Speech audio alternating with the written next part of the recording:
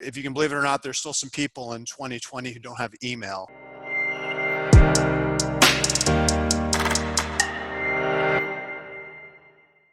I think it's one of the positives of this whole pandemic is that now all of us of all ages are more comfortable interacting with each other out of necessity through audio video communication. It's kind of ebbed and flowed, to answer your question, in terms of how it's impacted my practice. Certainly during the shutdown, it was really the only way to get healthcare. We were not letting people in our office. We just didn't know what was safe. And, as a urologist, a lot of what I do, is, although important, non-urgent. And so the practice for a period was 100% telemedicine, and there was definitely a learning curve. I fortunately had delved into the telemedicine space about a year earlier, even pre-COVID, just seeing the need for it. So for me, it wasn't as big of a deal.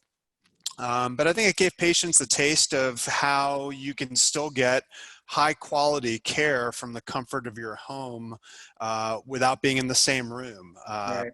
Although nothing can really replace an in-person human connection, there's a lot we can do, and there's a lot of things that I treat that don't require me to actually touch a patient. I can, by a good history, figure out what that patient needs and get them the care they deserve.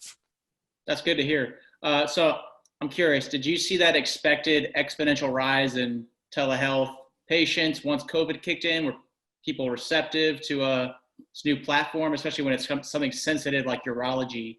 How was that transition for you, for patients? Can people expect that same experience, as an in-person visit? Yeah, I believe so. I believe first and foremost, my job as a healthcare provider, Stephen, is to be a good listener, to be compassionate, to really put someone at ease, and I can absolutely do that through a meeting. You can read nonverbal cues on a Zoom call. In fact, you can't even hide it very well because I'm staring at you. I can't like look down or look away. It's a very intimate experience, and so for me, it was very seamless.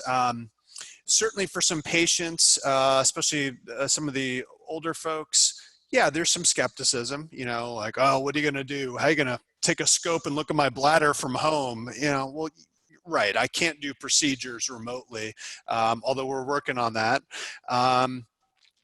So for the most part, people were pretty receptive. And I think as the public, again, out of necessity, has adopted this form of human interaction, you get very few people who really put up a fight about it. Although, if you can believe it or not, there's still some people in 2020 who don't have email.